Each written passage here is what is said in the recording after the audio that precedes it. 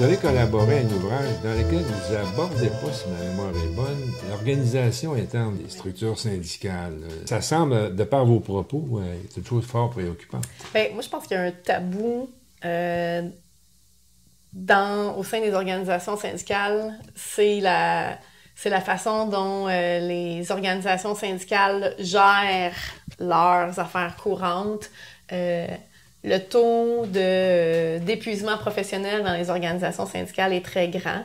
Moi, je suis présidente du syndicat des employés et c'est quelque chose que je constate dans de multiples organisations syndicales, que le style de gestion qu'on retrouve, c'est le même style de gestion qui est dénoncé dans les milieux de travail.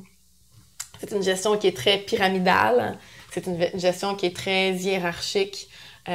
Pourtant, il y a beaucoup de recherches qui ont été faites sur des façons alternatives, sur des façons plus progressistes de gérer les milieux de travail, d'avoir des milieux de travail où les employés sont partie prenante, où c'est beaucoup plus participatif.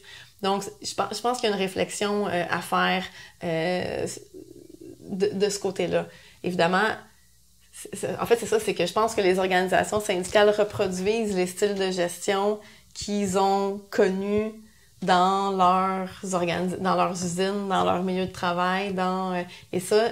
À leur époque. Non, mais maintenant, je veux dire, la nouvelle gestion publique qu'on dénonce tant, mais c'est le même genre de gestion qu'on retrouve au sein des organisations syndicales. Le taux d'épuisement professionnel, la quantité d'heures effectuées par les personnes qui travaillent dans les organisations syndicales, la conciliation famille-travail dans les organisations syndicales, ce serait intéressant d'aller voir comment ça se passe.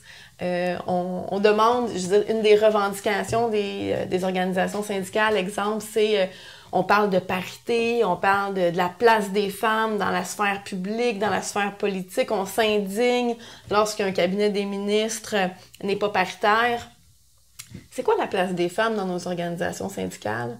Est-ce qu'il y en a beaucoup de femmes qui sont présidentes d'organisations syndicales? C'est quoi la proportion de femmes qui sont membres des exécutifs syndicaux? Je trouve que parfois, on est un peu le cordonnier mal chaussé. On revendique des choses, on exige des choses de la part des gouvernements en place, mais des fois, ça serait intéressant de regarder nos propres pratiques, de se pencher un petit peu plus sur nos propres façons de faire, puis voir si on est conséquent avec les demandes qu'on fait au gouvernement. On parle d'éco-responsabilité. C'est quoi l'éco-responsabilité dans les organisations syndicales? On parle de télétravail, on demande davantage. C'est quoi le télétravail qui est possible dans les organisations syndicales?